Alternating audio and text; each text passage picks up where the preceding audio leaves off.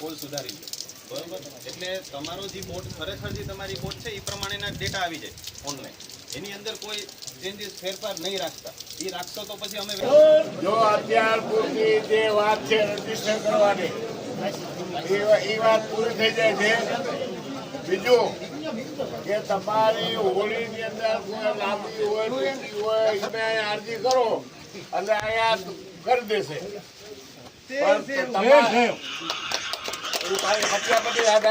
તારી ઉતર્યું નાખ્યા પછી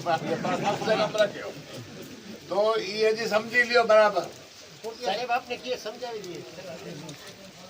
જેટલો માણસે કરી દેવા તો કઈ છે જો તમારી જે બોટોમાં હમણાં મેં કોલ બધાને અપડેટ કરી દીધા છે લગભગ બધાને કોલ પોતાના ડાઉનલોડ કરી લીધા નવા 2023-24માં જે ફેરફાર થયો એ પ્રમાણેના નવા કોલ મળી ગયા તમને ન મળી ગયા હોય તો ઓનલાઈન ડાઉનલોડ કરી લેવાનું હવે એ સિવાયની તમારી બોટોમાં કોઈ માની લો કે ફેરફાર કર્યો હોય એન્જિન બદલ્યું હોય લંબાઈ પહોળાઈનો આજે હું મોહનભાઈ બારાઈ આદર્શ મત્સ્યોદ્યોગ સેવા સહકારી મંડળી આ બંદર ખાતે કાર્યરત છે। આજનો ઇસ્યુ એવો હતો કે જે અમારા બોટના રજિસ્ટ્રેશનની સાથે સાથે અમારે ફિશિંગની અંદર એક લાયસન્સ ઇસ્યુ કરવામાં આવે છે મત્સ્યોદ્યોગ વિભાગ તરફથી એ ફરજિયાત લઈ જવાનું રહે છે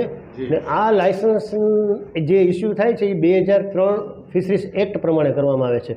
અને અત્યાર સુધી જે ફિશિંગ અમે કરી છે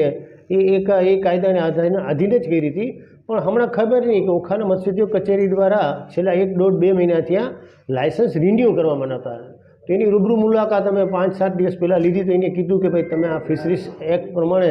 આટલી લગભગ કેટલી યાદીઓ 39 જેવી યાદીઓ અમને સમજાવી કે જે અમે અગાઉ સાંભળી જ નથી આટલા વર્ષોમાં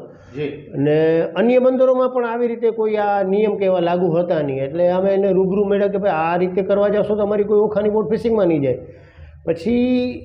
જ્યારે એમ લાગ્યું કે હવે ધંધાને અસર કરતા થયું એટલે અમારા માનનીય ધારાસભ્ય શ્રી પવુભાઈ આપણા વિસ્તારના જે ધારાસભ્ય છે એને અમે રજૂઆત કરી કે જે લાયસન્સ અટકાવેલા છે એ ખરેખર એક કાયદાને સુસંગત માંગણી નથી 2003માં એક્ટ થઈ ગયો જેને 22-23 વર્ષ થઈ ગયા પછી પણ આ હવે અમલવારી કરતી હતી એટલે માછીમારો પણ સંપૂર્ણ આઝાદ હતા તો આનું કોઈ સુખદ આવે અંત એના માટે થઈને ધારાસભ્યશ્રીને રજૂઆત કરી અને માછીમારોના માન ખાતર અને જે ઓખાની સંપૂર્ણ રોજગારી આધારિત છે એવો વ્યવસાય છે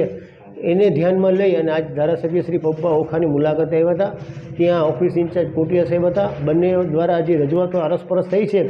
એનો સુખદ અંત આવ્યો છે અને આજથી બોટોના લાયસન્સ ઇસ્યુ કરવામાં આવશે એવું ત્યાંથી મત્સ્યોદ્યોગ કચેરી તરફથી જણાવવામાં આવ્યું છે જેનો કોઈ અગણિત હિસાબ જ નથી કારણ કે ઓખાની અંદર તમે સ્થાનિક 800-900 બોટો છે એટલી જ માઇગ્રેશન એનાથી વધારે બોટો અહીંયા ઓખા ખાતે કાર્યરત છે જે માંગરોળ પોરબંદર દક્ષિણ ગુજરાતના વિવિધ બંદરો માઢવાડ કોટડા છે જે ગીર સોમનાથના છે આવા તો અસંખ્ય બોટો લગભગ આજ 2200 આસપાસ એ લોકો ઓપરેટિંગ કરતા હોય તો તમે એ તો સીધી રોજગારી છે સીધી રોજગારીમાં તાજી મચ્છીના વેપારી સૂકી મચ્છીના વેપારી પછી બરફના કારખાનાઓ રાશનના વેપારીઓ પછી ઝાડ દોરડા વેચતા એવા હતા જેની કોઈ સંખ્યા અમે તમને અત્યારે મોબાઈલમાં જણાવી શકીએ એવી પરિસ્થિતિ નહીં અને આ જ ગંભીર સમસ્યાને ધ્યાને લઈ આ તો તમને મેં ડાયરેક્ટ રોજગારી કીધી ઇનડાયરેક્ટ તમે જો તો કેટલી રોજગારી નભાયેલી છે ટ્રાન્સપોર્ટેશન છે બરફ અંગેનું ટ્રાન્સપોર્ટેશન છે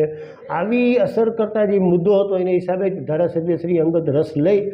અને આજ માછીમારો